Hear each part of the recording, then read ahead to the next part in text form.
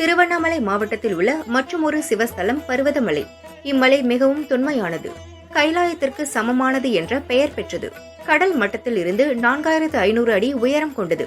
20,975 படிக்கட்டுகள் உள்ளன. திருவண்ணாமலையை கடந்து வேலூர் ரோட்டில் காஞ்சி செல்லும் வழியில் பர்வதமலையின் எழில் கொஞ்சும் தோற்றம் கம்பீரமாக காட்சியளிக்கும். மல்லிகார்ஜுனர் பிரம்மராம்பிகை அம்பாள் எழுந்தருளி பக்தர்களுக்கு அருள் புரிகின்றனர்.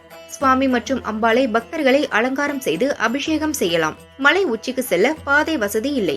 சுமார் 1500 மீட்டர் தூரம் வரை செங்குத்தான பாறைகளில் இரும்பு கம்பிகள் செருகப்பட்டுள்ளன. இரும்பு சங்கிலியால் இணைக்கப்பட்ட இரும்பு கம்பிகளை பிடித்துக் கொண்டு மலையேற வேண்டும்.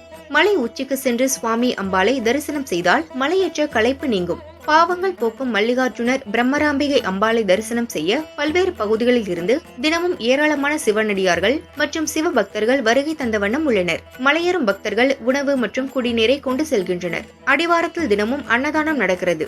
மலையேற்றத்தை குழுவாக மேற்கொள்வது சிறந்தது.